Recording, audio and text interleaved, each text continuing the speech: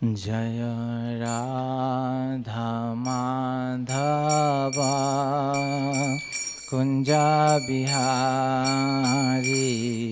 जय राधा माधव कुंज बिहारी जय राधा माधव कुंज बिहारी जय राधा माधव कुंज बिहारी जय गोपीजना वल्लभ गिरिवारधारी जय गोपीजना वल्लभ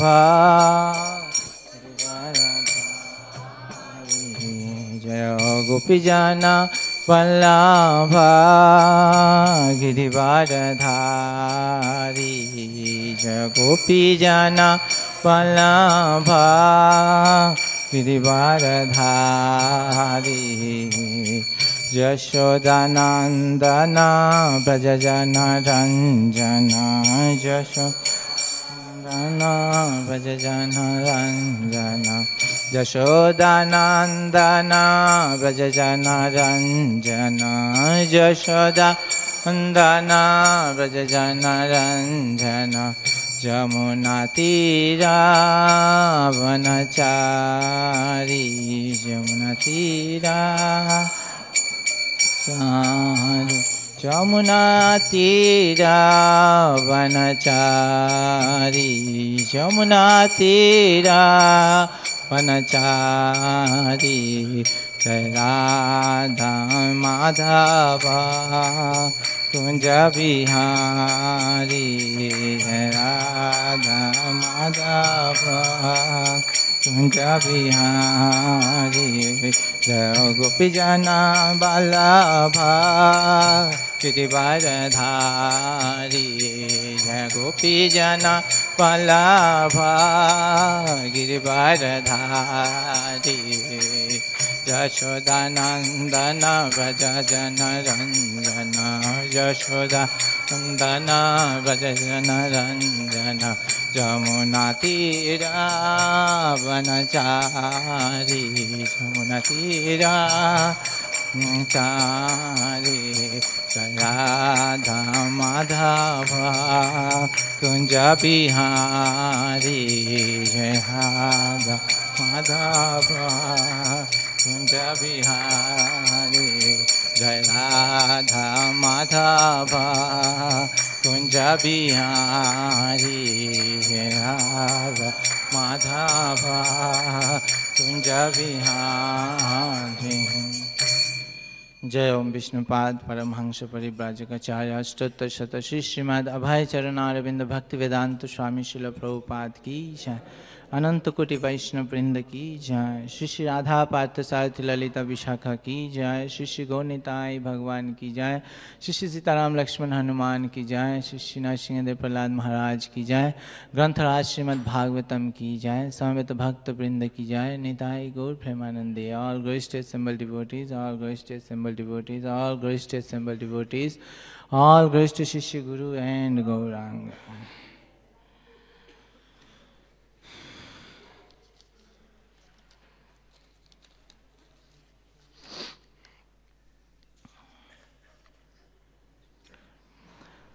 ओम नमः भगवते वासुदेवाय।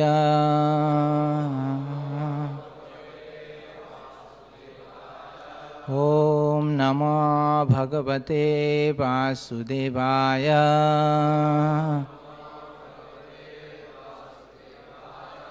ओम नमः भगवते वासुदेवाय।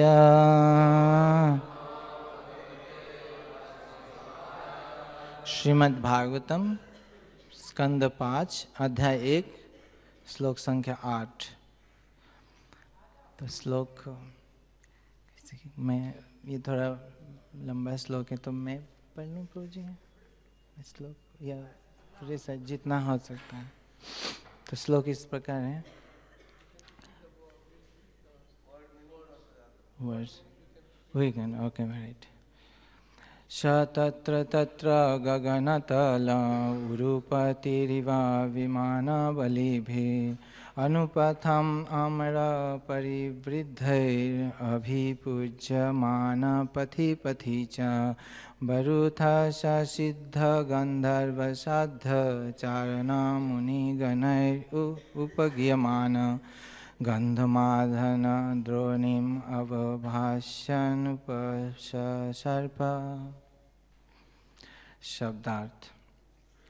स वे भगवान ब्रह्मा तत्र तत्र जहाँ वह गगनतले आकाश मंडप के नीचे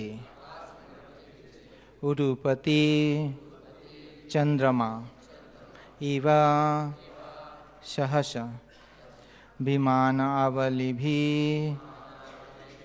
अपने अपने विमानों में अनुपथम पथ में हमारा देवताओं के परिवृद्धि नायकों द्वारा अभिपूज्यमान पूजित होकर पथि पथि एक के बाद एक पथ पर च भी बरुथश समूह में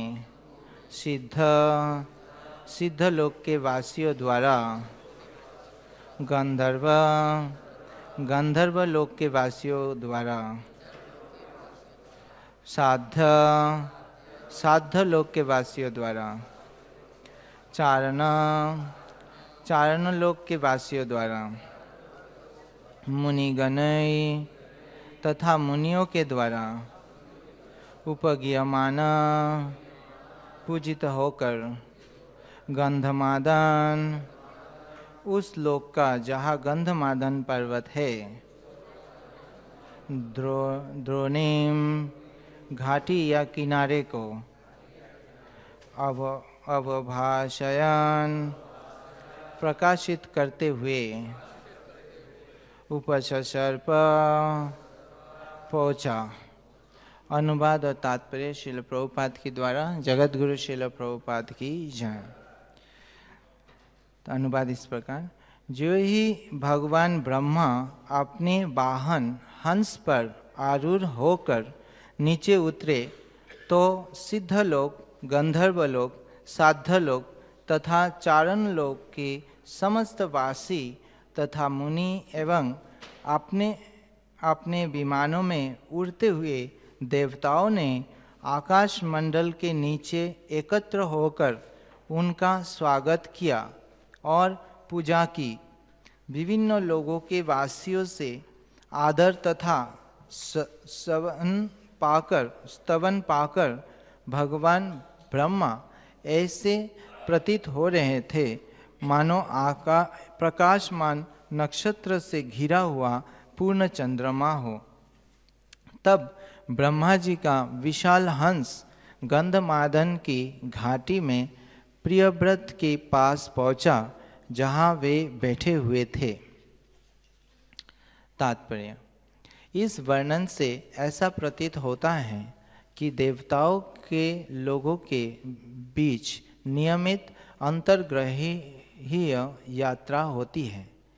एक अन्य महत्वपूर्ण बात ये भी प्रकट होती है कि एक ऐसा लोक भी है जो पर्वतों से अधिकतर आच्छादित हैं, जिनमें से गंधमादन पर्वत एक है।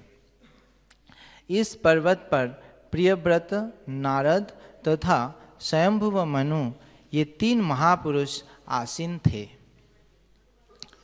ब्रह्म संहिता के अनुसार प्रत्येक ब्रह्मांड विभिन्न लोकों से पूरित है और प्रत्येक लोकों का अपना अद्वितीय ऐश्वर्य है। उदाहरणार्थ, सिद्ध लोक के सभी वासी योग शक्तियों में अत्यधिक सिद्ध हैं। वे विमानों या अन्य उड़ने वाले यानों के बिना ही एक ग्रह से दूसरे तक उड़ान भर सकते हैं। इसी तरह गंधर्व लोक के वासी गायन विद्या में कुशल है और साध्य लोक के वासी महान साधु हैं। निस्संदेह अंतर्ग्रहीय व्यवस्था का अस्तित्व है तथा एक ग्रह से के वासी दूसरे ग्रह को जाते रहते हैं, लेकिन पृथ्वी पर अभी तक कोई ऐसी मशीन आविष्कृत नहीं हो पाई जो एक ग्रह से दूसरे को जा सके। यद्यपि चंद्रमा तक सीधे जाने का असफल प्रयास किया गया है। ओम अज्ञानतिमिरान्धस्य ज्ञानाञ्जनशलाकया चक्षुरुन्मीलितं येन तस्मै श्रीगुरवे नमः। श्रीचैतन्यमनोभीष्टं स्थापितं येन भूतले स्वयं रूपकदा मह्यं ददाति पदान्तिकम्। वन्देऽहं श्रीगुरु श्रीयुतापदकमलं श्रीगुरून् वैष्णवांश्च श्रीरूपां साग्रजातां सहगण रघुनाथान्वितं तं सजीवं साद्वैतं सवधूतं परिजनसहितं कृष्णचैतन्यदेवं श्रीराधाकृष्णपादान् सहगण ललिता श्रीविशाखान्वितंश्च। हे कृष्ण करुणा सिंधु दीनबंधु जगतपते गोपेश गोपिकाकांत राधाकांत नमस्तुते। तप्त कांचन गौरांगी राधे वृंदावनेश्वरी वृषभानुसुते देवी प्रणमामि हरिप्रिये। वाञ्छाकल्पतरुभ्यश्च कृपा सिन्धुभ्येव च पतितानां पावनेभ्यो वैष्णवेभ्यो नमो नमः। जय श्री कृष्ण चैतन्य प्रभु नित्यानंद श्री अद्वैत गदाधर श्रीवासादि गौरभक्तवृंद। हरे कृष्ण कृष्ण कृष्ण हरे हरे, हरे राम राम राम हरे हरे। नमो विष्णुपादाय कृष्णपृष्ठाय भूतले श्रीमते भक्तिवेदांत स्वामिनिते नामिने। नमस्ते सरस्वती देवे गौरवाणी प्रचारिणे निर्विशेष शून्यवादी पाश्चात्य देशतारिणे। हरे कृष्ण।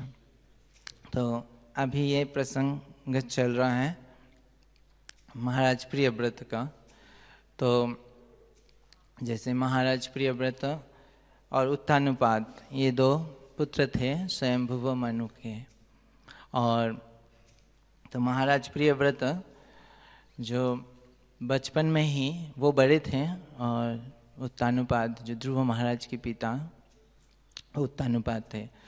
तो महाराज प्रियव्रत बचपन से ही वो भगवान को प्राप्त करने के लिए वो चले गए तपस्या करने के लिए। वो संसार की चीज़ों में इतना आसक्त नहीं थे, तो वो चले गए और वो थे नारद मुनि के शिष्य थे। तो नारद मुनि से उनको ज्ञान प्राप्त हुआ था जीवन के लक्ष्य परम लक्ष्य के बारे में। तो वो जो है इस राज्य से विरक्त होकर वो चले गए तपस्या के लिए। और फिर उत्तानुपाद जो है राजा हुए, पूरा ब्रह्मांड की राजा हुए, यूनिवर्स की। और तो उसके बाद उनके जो हैं जो वंश परंपरा चले आए ध्रुव महाराज, और फिर उसके आगे फिर चलते चलते प्रचेता तक आए। तो प्रचेताओं की कहानी हमने पढ़े थे चौथा स्कंद में। तो उसके बाद प्रचेताओं के बाद एक कोई योग्य राजा नहीं मिल रहे थे, तो इसलिए स्वयंभू मनु जो है वो गए उनके पास, उनके जो बड़े पुत्र जो प्रियव्रत महाराज के पास, कि उनको रिक्वेस्ट करने के लिए कि आप अभी राजा कोई बनने के लिए कोई है नहीं योग्य, तो आप राज्यभार संभालिए। तो जैसे उनको रिक्वेस्ट किया स्वयंभू मनु ने, तो उन्होंने क्या किया, उन्होंने एक तरह से वो खुश नहीं हुए कि राज्य मिल गया मुझे, वो एक तरह से रिलक्टेंट हुए, मतलब इस ऑफरिंग से अन्यमनस्क हुए, तो वो एक तरह से बोले कि नहीं हैं? और उनके मन में जो है सबसे पहला प्रश्न जगे कि इससे ये एक जिम्मेदारी है, ये एक नया जिम्मेदारी है राज्य का और फिर फैमिली का, तो इस जिम्मेदारी से मेरा जो लक्ष्य है वो लक्ष्य से तो मैं डाइवर्ट तो नहीं हो जाऊंगा। तो इस तरह से उनके मन में प्रश्न आए और तो वो जो है वो रिक्वेस्ट को ग्रहण नहीं कर पा रहे। तो इसलिए तो उस जो है अब ब्रह्मा जी जो है ब्रह्म लोक से, सत्य लोक से वो आ रहे हैं कि महाराज प्रियव्रत को ब्लेसिंग्स देने के लिए और उनको कन्विंस करने के लिए कि यस जो है आप इस राज्य को ग्रहण करने से आपका कोई भक्ति में कोई बाधा नहीं होगा। तो इस तरह से वो ब्रह्मा जी आ रहे हैं। तो आज के श्लोक में यही है कि ब्रह्मा जी जो है अपनी वाहन हंस पर सवार होके वो आ रहे हैं। और जब ब्रह्मा जी आ रहे हैं तो सारे लोग अलग अलग लोगों के वासियों ने उनका सम्मान कर रहे हैं और फिर वो फाइनली पहुँचे वहाँ पे जहाँ पे महाराज प्रियव्रत बैठे हुए थे, जो तपस्या कर रहे थे। तो ये जो स्टोरी है, ये जो कहानी, ये हम सब के लिए बहुत इंस्ट्रक्टिव है, उपदेशात्मक है। कि अगर हम देखें कि जैसे ही प्रियव्रत महाराज को ये पूरा ब्रह्मांड की राज्यभार मिला उनको, लेकिन उन्होंने जो है इसको स्वीकार करने में मना कर दिया। और तो कोई भी साधारण व्यक्ति अगर हम देखें तो ये राज्य मतलब कितना सुख भोग के सुविधा है उसमें। और ये जो है हम सब लोग जो अक्सर साधारण लोग क्या करते हैं, हमें सुख को प्राप्त करने के लिए हम प्रयास करते हैं कि कहीं प्रयास करते हैं कि उनका पास ज़्यादा सुख की सुविधा है, मेरे पास कम है, तो मेरे पास और ज़्यादा होनी चाहिए। तो हम प्रयास करते हैं कि हमें सुख भोगने का ज़्यादा सुविधा मिले, और जब हमें मिलती है तो हमें प्रसन्नता होती है कि हमें मिला है। और तो यहाँ पे महाराज प्रियव्रत को कोई एक्स्ट्रा प्रयास नहीं कर रहे हैं वो, और अपने आप जो है उनको मिल रहा है। और वो भी स्वयंभू मनुष्य जब अथॉरिटी से मिल रहा है, तो यहाँ पे नो करना कि नहीं मुझे नहीं चाहिए, ये बहुत बड़ी बात है। जब हमें सुविधा मिले और उसको हम बोले कि नहीं मुझे नहीं चाहिए, सुख भोगने का सुविधा नहीं चाहिए मुझे, वो बोलना आसान नहीं है। खास करके जब ये चीज़ गुरु द्वारा या अथॉरिटी द्वारा अप्रूव्ड है कि हाँ ये आप कर सकते हैं, इसमें आपका कोई नुकसान नहीं है ना, तो वो तो बोलने के दे रहे हैं हम लोगों के लिए है कि नहीं। तो लेकिन महाराज प्रियव्रत जो हैं वो नहीं ले रहे। तो सबसे पहला प्रश्न उनके मन में क्या जग रहा है कि भक्ति क्या, कि मुझे भक्ति में कोई बाधा तो नहीं आ जाएगा इससे।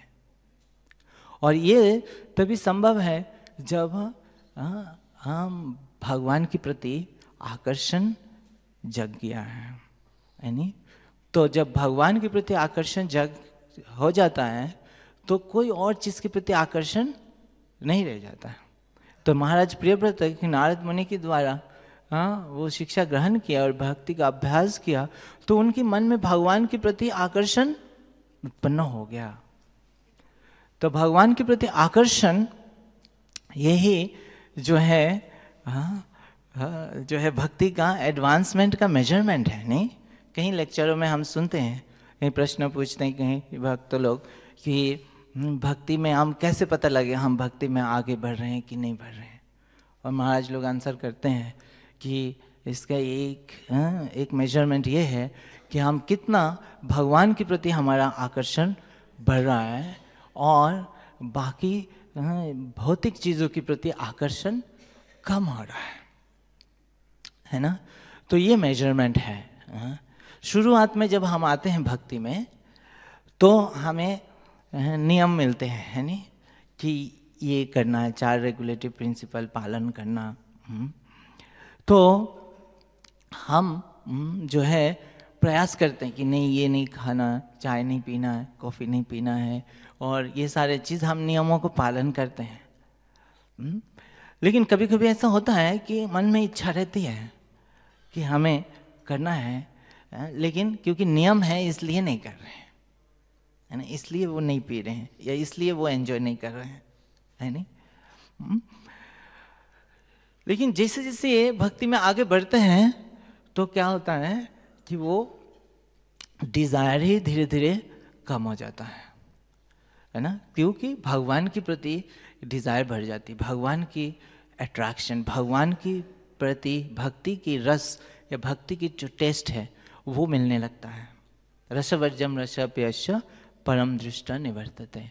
तो जब भगवान के प्रति आकर्षण जग जाता है या उसमें आनंद की अनुभूति होती है तो फिर इसके प्रति टेस्ट कम हो जाता है। तो उस समय हम ये नहीं चिंता करते हैं कि नियम है इसलिए नहीं कर रहे हैं, कि ऐसे ही मन में ही इच्छा नहीं होती है कि उसको करने का या उस चीज़ को भोगने का या उस चीज़ का आनंद लेने का, है ना। तो ये जो है ये प्रोग्रेस है, एडवांसमेंट है, और ये हमें लगातार देखना है कि क्या हमारे अंदर ऐसे एडवांसमेंट हो रहा है क्या।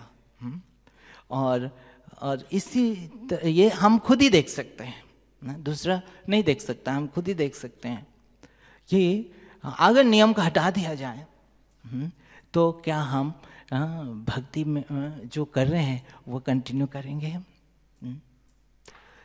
तो अगर तो इस तरह से हमें खुद देखना है ना, और ये रियल टेस्ट है कि हम एक्चुअली भगवान के प्रति आकर्षण जगा है कि नहीं जगा है कि नहीं। तो जैसे हम देख सकते हैं कई सारे चीज़ हम अपने आप से पूछ सकते हैं कि जैसे भागवतम क्लास है यानी, तो ये हमारे लिए मैंडेटरी है इसलिए हम आते हैं, लेकिन नहीं अगर बता दिया जाए कि एक टोटली ऑप्शनल है ना, तो क्या है हमारा, क्या हम अपने आप से पूछ सकते हैं कि क्या हमारा अंदर उतना आकर्षण है कि हम इस पे करेंगे। या जैसे बताया जाता है कि हरि नाम जो है 16 माला से ऊपर जो है वो ऑप्शनल है, काइंड ऑफ, कि 16 माला से ऊपर जो जप करते हैं वो आप जितना मर्जी करो, जितना ज़्यादा हो सके करो। तो हम 16 माला होने के बाद हम कितना माला जप करते हैं, है नहीं।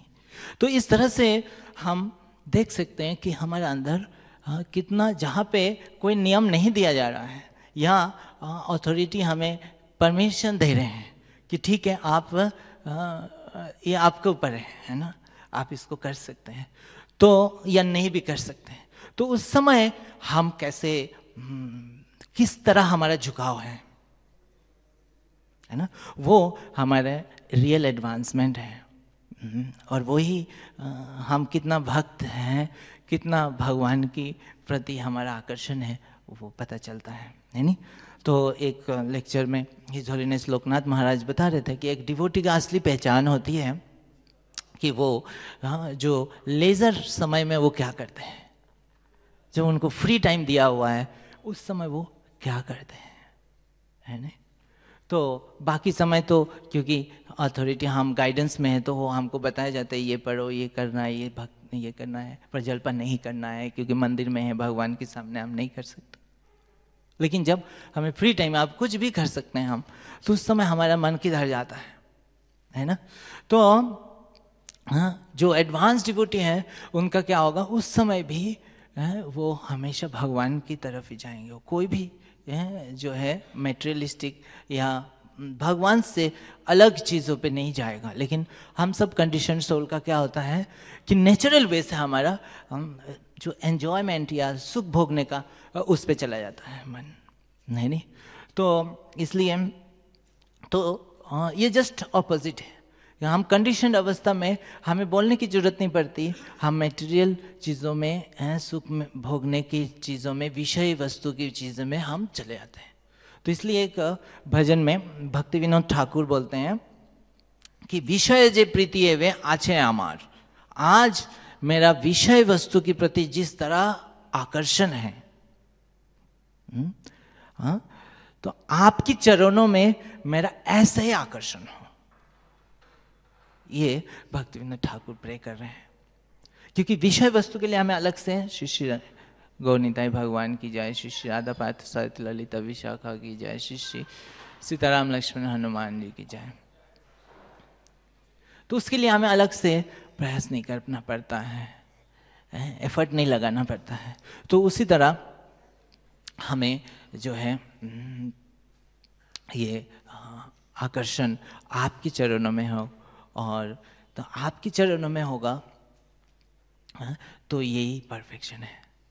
तो यहाँ पे जो है ब्रह्मा जी आ रहे हैं, महाराज प्रियव्रत का जो है ये स्टेज था।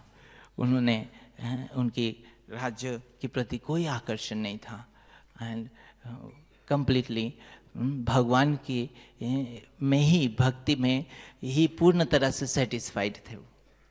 उनको सेटिस्फेक्शन के लिए कोई और चीज़ की आवश्यकता नहीं था।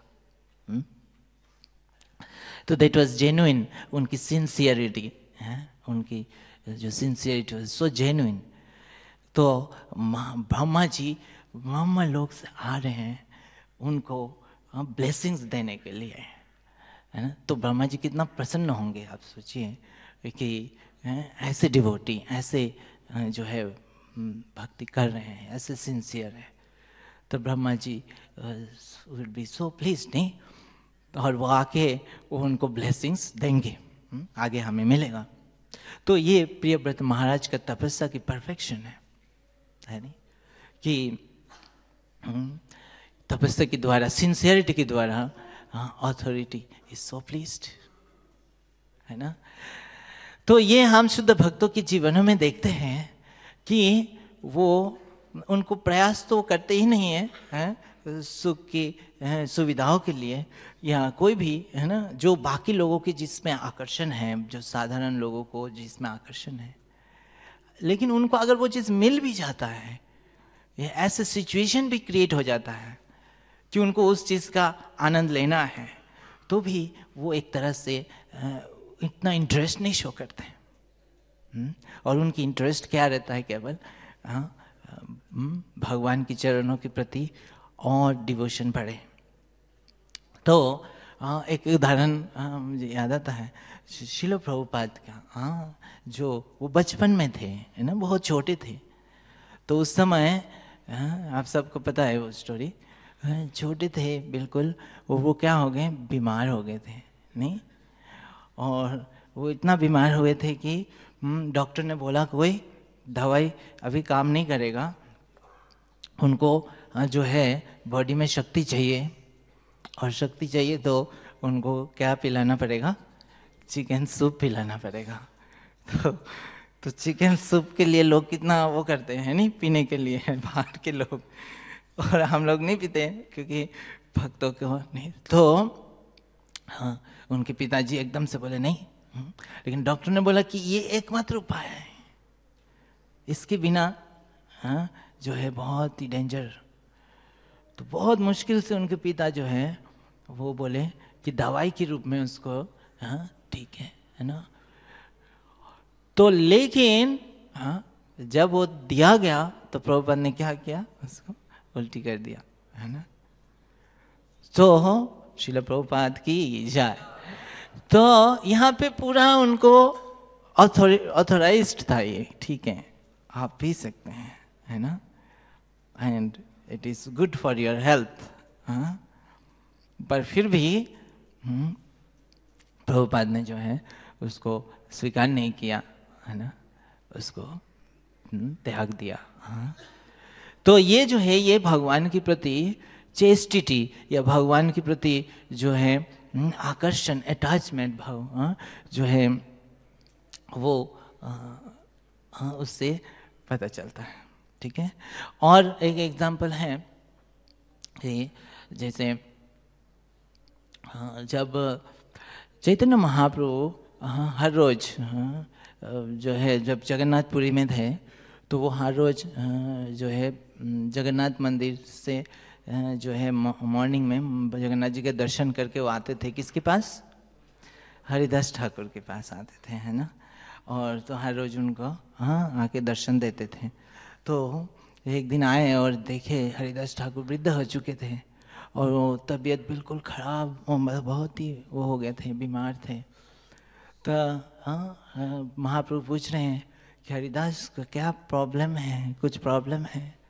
तो वो क्या कह रहे हैं कि कोई सच तो कोई प्रॉब्लम नहीं है, एक ही प्रॉब्लम है मेरा, जो है हरिनाम ठीक से हो नहीं रहा है ना।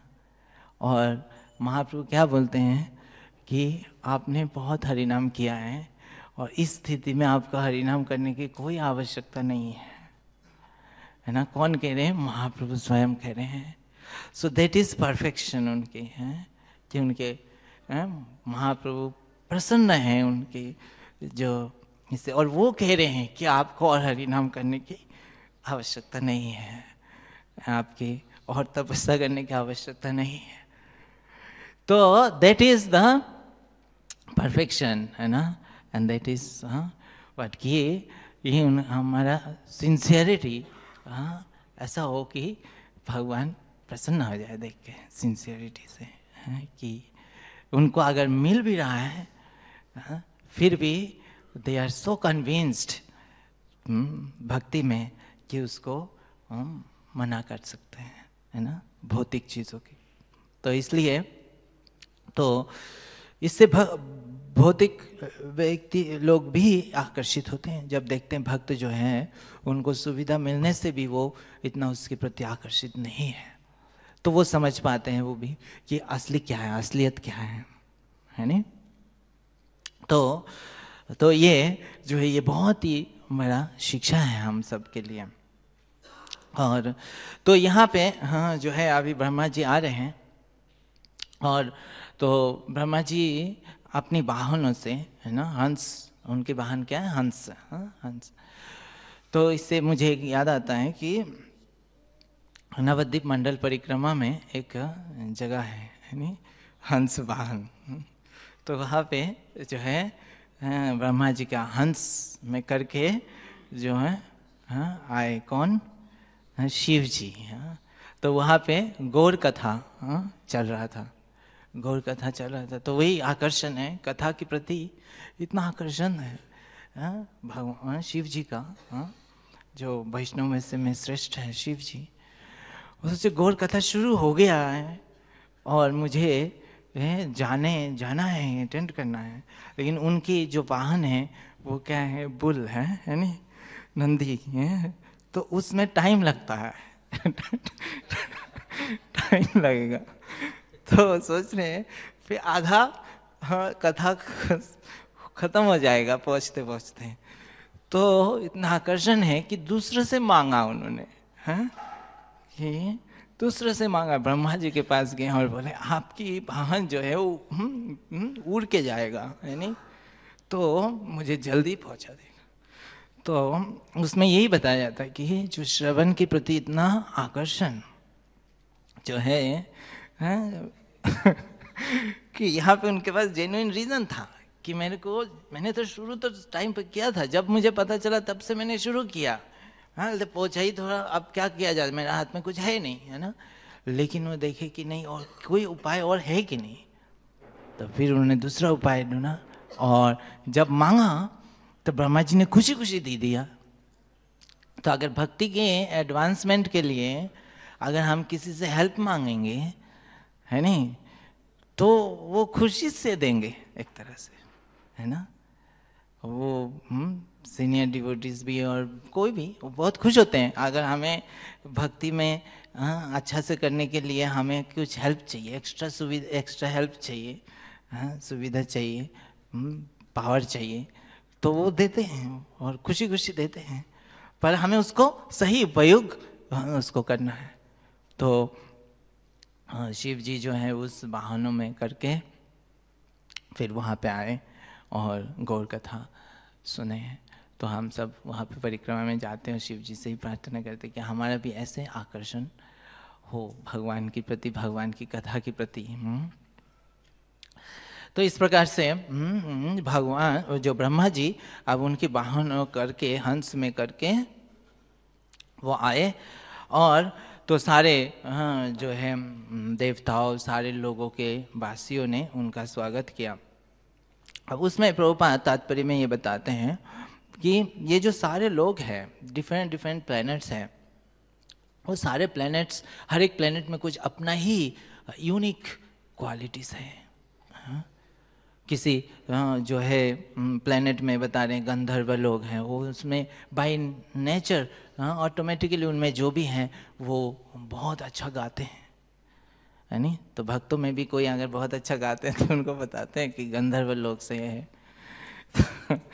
तो इस प्रकार हर एक प्लैनेट्स के अपने अपने क्वालिटी, इतना विशाल प्लैनेट है। और जिसे एक बता रहे हैं यहाँ पे कि एक प्लैनेट है जिसमें केवल पहाड़ पहाड़ है। तो इस प्रकार से असंख्य ब्रह्मांड जो है हमारा जो नॉलेज बहुत ही लिमिटेड है। हमें पता ही नहीं कितने सारे ऐसा प्लैनेट्स हैं। हम एक प्लैनेट में वास कर रहे हैं, इस प्लैनेट का भी सारे चीज़ को हमें नहीं पता है? लेकिन इस तरह से असंख्य प्लैनेट्स है और हर एक प्लैनेट में कोई खास बात है, विशेष बात है ना? इसी तरह यहाँ पे भी हम देखते हैं कितने सारे फूल हैं, हर एक फूल में कोई खास बात है। कितने प्रकार के जीव है, स्पीशीज है, हर एक स्पीशीज में उसके कोई अपनी स्किल्स है ना? और ये क्या है? यही भगवान की स्किल है, भगवान की शक्ति है, महिमा है कि ये सारे भगवान के द्वारा सृष्टि है।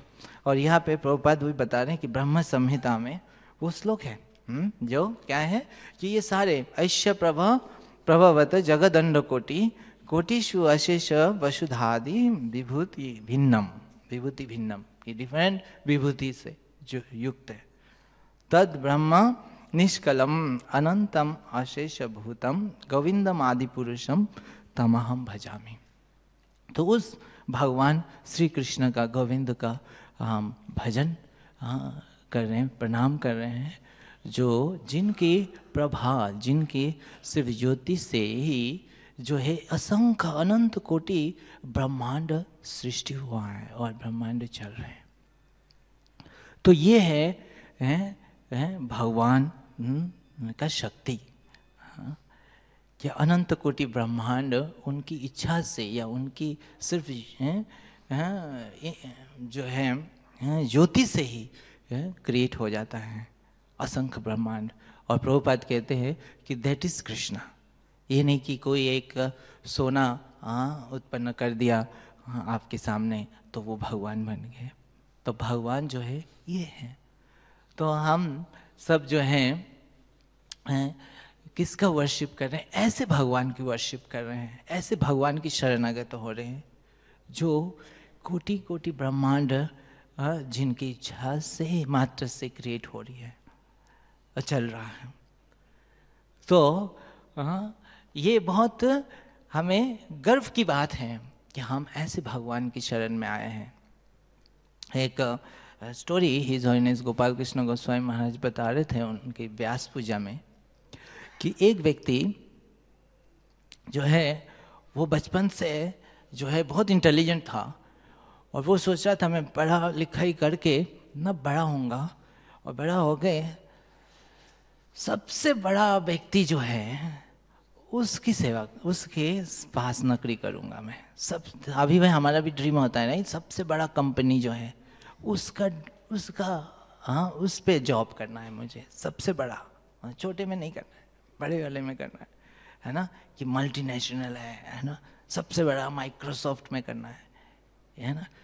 तो गर्व महसूस करते हैं हम, ये सब माइक्रोसॉफ्ट में कर रहे हैं, है नहीं। तो उसका भी ऐसा था कि सबसे बड़ा व्यक्ति जो है उसका पास नौकरी करेंगे।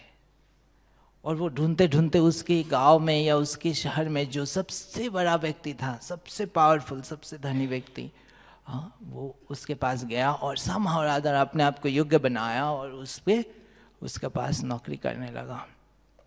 तो कर रहा था, वो बहुत खुश थे। लेकिन कुछ दिन बाद वो देखा कि एक राजमंत्री आया, है ना। तो मंत्री उसके पास जैसे ही आया वो खड़ा हो गया एकदम से, वो व्यक्ति, और मंत्री को प्रणाम करने लगा।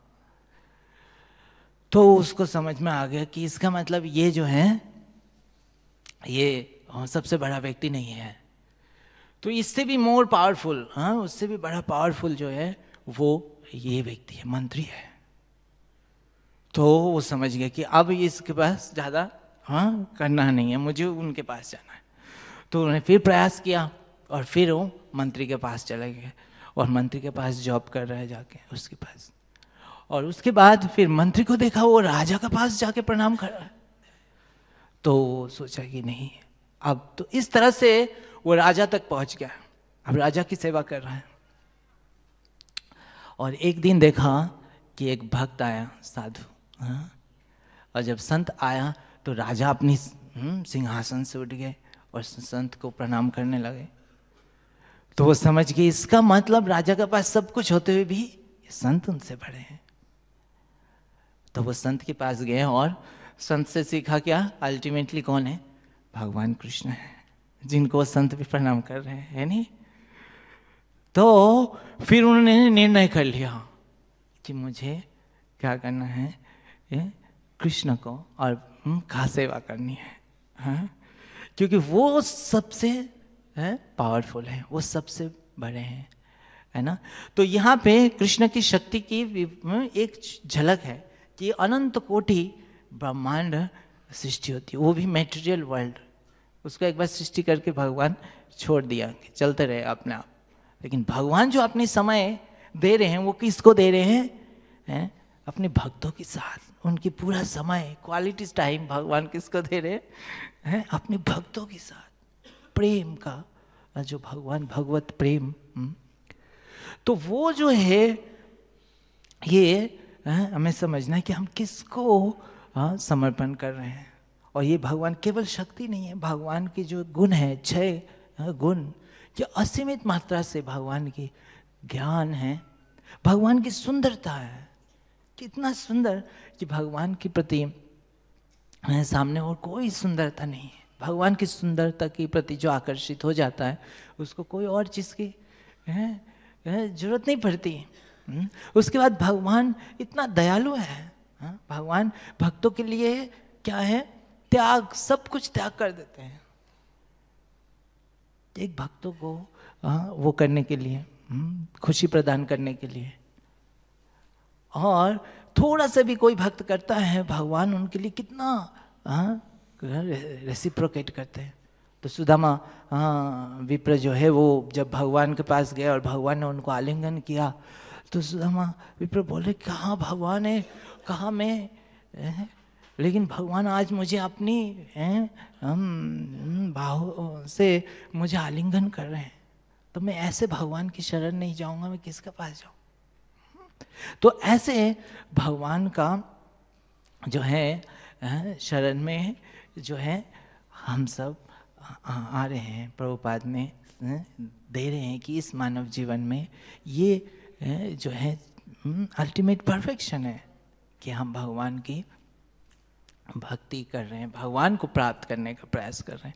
वही एकमात्र क्या है, शाश्वत है, क्योंकि बाकी सारे चीज़ अशाश्वत, ये सारे ब्रह्मांड भी जो है नष्ट हो जाएगा।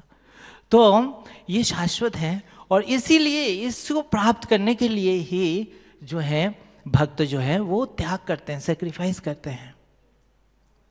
तो यहाँ पे महाराज प्रियव्रत वो अपनी राज्य को, वो तो बड़े पुत्र थे, वो अपने राज्य को तो शुरू में ही चाहते तो प्राप्त कर सकते थे, लेकिन उसको त्याग किया उन्होंने कि भगवान को प्राप्त करने के लिए, है नहीं। और भगवान को प्राप्त करने के लिए वो गए, तो अब उनको राज्य मिल का ऑफर आ रहा है, तो ये जेन्युइन है कि वो उसको लेने से पहले सोचेंगे कि जिसके लिए मैंने इतना त्याग किया भगवान को प्राप्त करने के लिए, है ना, अब कोई ऐसा कार्य मैं ना करूं जो मेरा उस जो है लक्ष्य से मुझे वो कर दे, डिवीट कर दे, है नहीं। तो इसीलिए वो सोच रहे हैं, तो और उन्होंने इतना त्याग किया भगवान को प्राप्त करने के लिए।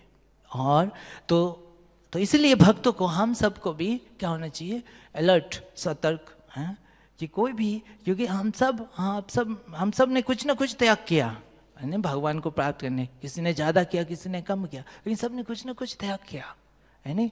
तो वो त्याग तभी सफल होगा, नहीं तो वो त्याग व्यर्थ हो जाएगा।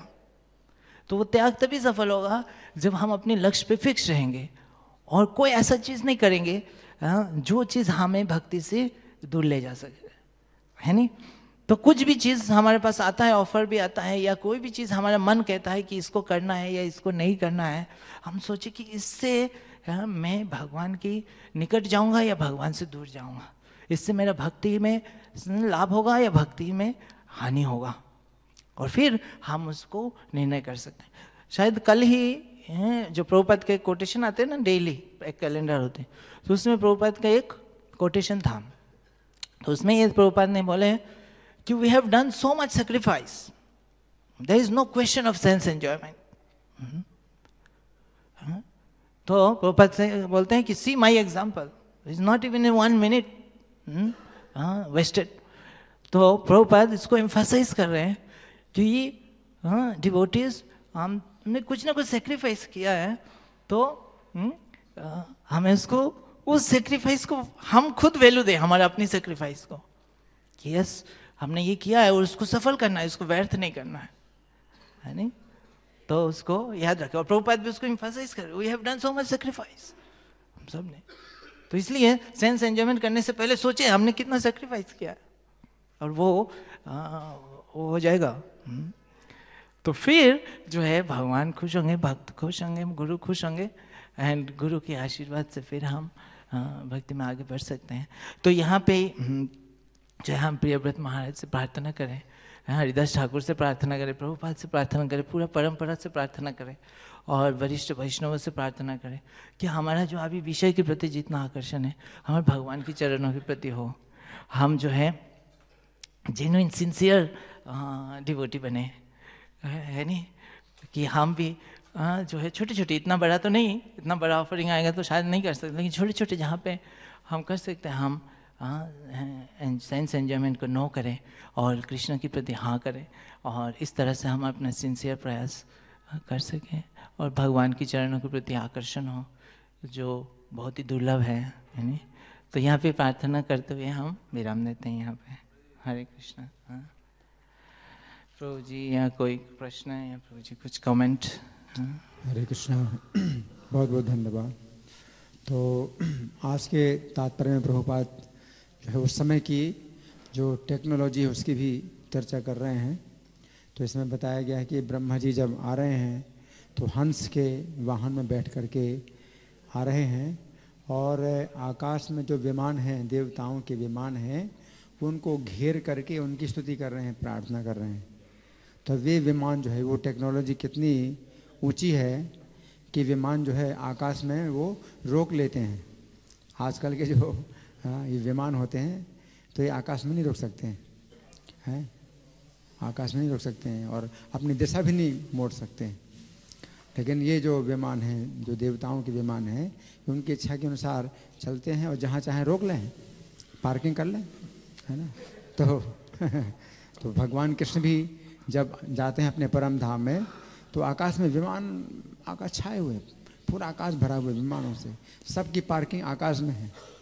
वो भगवान का दर्शन करने आए कि भगवान अब जो है जा रहे हैं इस पृथ्वी लोक से, तो कैसे जो है जाते हैं, तो उनका जाना जो है वो देखना चाहते हैं। तो पूरा आकाश भरा हुआ है विमानों से, है ना। तो ये जो है टेक्नोलॉजी है। और फिर इसमें बताया गया है कि उससे नीचे जब आते हैं, वो तो ऊपर के विमान हैं जो देवताओं के विमान हैं। फिर उससे नीचे जब ब्रह्मा जी आते हैं सो सिद्ध गंधर्व साध चारण मुनि, ये 5 प्रकार के जो लोग हैं ये भी उनका गुणगान करते हैं, ब्रह्मा जी का गुणगान करते हैं। और इनके पास विमान नहीं है, ये लोग विमान बिना विमान के ही आकाश में चलते हैं। सिद्ध गंधर्व साध चारण मुनि ये जो है बिना विमान के आकाश में चलते हैं। तो बिना विमान के देवता लोग भी आकाश में चल सकते हैं, लेकिन उनके पास विमान है तो एक विशेष उनको सुविधा मिली है तो वो जो है उसका प्रयोग करते हैं। लेकिन देवताओं भी जो है ऐसी कमी नहीं है कि वो बिना विमान के नहीं चल सकते, लेकिन चूँकि विमान है तो वो विमान का प्रयोग करते हैं। वो एक ऐश्वर्य है, एक सुविधा उनको मिली है। तो ये सब जो है टेक्नोलॉजी पहले से है और बड़ी एडवांस टेक्नोलॉजी है पहले से, लेकिन कुछ लोगों को ये प्राप्त होती थी जिसका कि वो सदुपयोग करें। लेकिन आजकल जो टेक्नोलॉजी जैसे मोबाइल है, ये सब चीज़ें हैं ना, इनका जो है प्रयोग साधारण व्यक्ति को मिल गया, उसका दुरुपयोग हो रहा है। तो ज़्यादा से ज़्यादा दुरुपयोग ही हो रहा है। तो केवल इस्कॉन के भक्त हैं वही उसका सदुपयोग कर रहे हैं, बाकी तो लोग दुरुपयोग कर रहे हैं। तो ये टेक्नोलॉजी बहुत खतरनाक है। अगर आप सदुपयोग करते हैं तो वैकुंठ की प्राप्ति बड़ी फास्ट है, लेकिन दुरुपयोग करते हैं तो बड़ी फास्ट आपको नरक की प्राप्ति होती है, बहुत फास्ट सर्विस है। तो ज़्यादा से ज़्यादा जो है इसका दुरुपयोग ही हो रहा है। इंटरनेट है, ये सब चीज़ें जो है दुरुपयोग हो रहा है ना। तो इसलिए जो है ऐसी बात नहीं है कि पहले टेक्नोलॉजी नहीं थी, लेकिन टेक्नोलॉजी जो है सर्वसाधारण को नहीं मिलती थी क्योंकि लोग जो है उसका दुरुपयोग करेंगे। हरे कृष्णा। हरे कृष्ण। हरे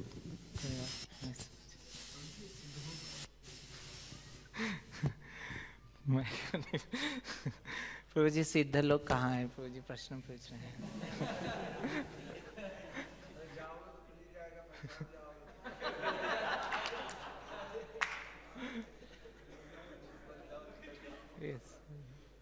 यस प्रभु जी कुछ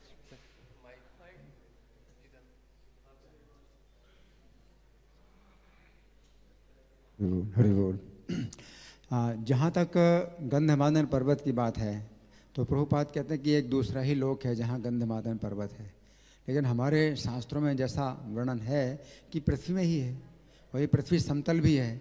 अब ऐसी हमें पृथ्वी नहीं दिखाई पड़ रही तो प्रभुपाद समझाने के लिए कहते हैं ये दूसरा लोक है जहाँ गंधमादन पर्वत है। लेकिन वास्तव में तो ये पृथ्वी सब शास्त्रों में बताया गया, पृथ्वी समतल है और जम्बू द्वीप के बीच में सुमेरु पर्वत है, 84,000 योजन ऊंचा सोने का पर्वत है। ये सब जो है बताया गया, हमें नहीं दिखाई पड़ रहे।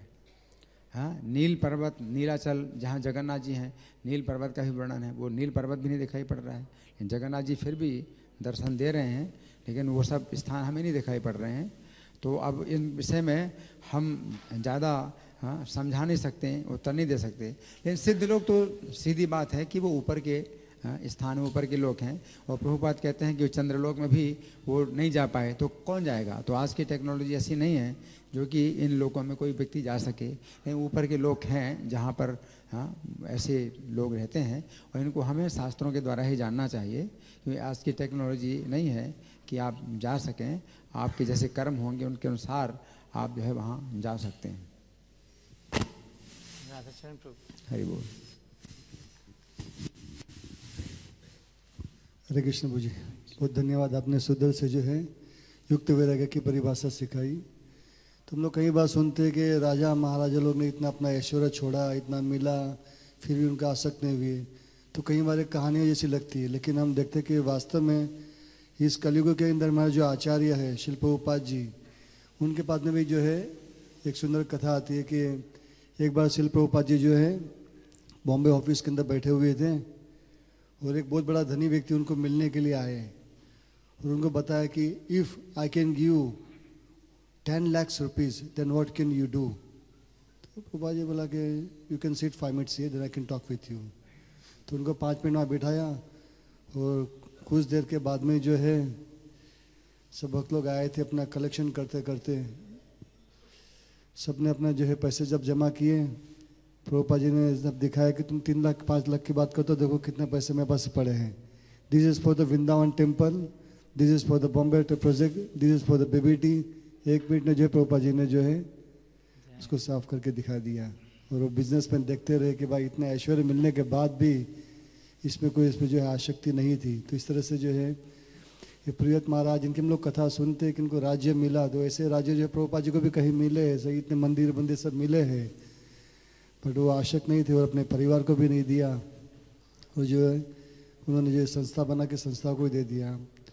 शिला भक्त लोकनाथ गोसाई महाराज जी बार बार कहते हैं, ऐसे चेतन महाप्रभु ने कहा है, ना धनम ना जन्म ना सुंदरी ना कविता में जगदीश काम ये है, लेकिन लोकनाथ महाराज बोलते हैं कि जन्म देही धनम देही सुंदरी देही। क्यों? I want to use for the Krishna consciousness. तो बार बार भी बता दे रहे थे। तो आचार्य आज भी हमारे पास में है ऐसे, पहले सत्यु की कथा नहीं है। हरे कृष्ण। हरे कृष्ण। Thank you. ग्रंथराज श्रीमद् भागवतम की जय, जगत गुरु शिल प्रभुपाद की जय, श्री श्री राधा पात्र साहित्य ललिता विशाखा की जय, श्री श्री गौर निताई भगवान की जय।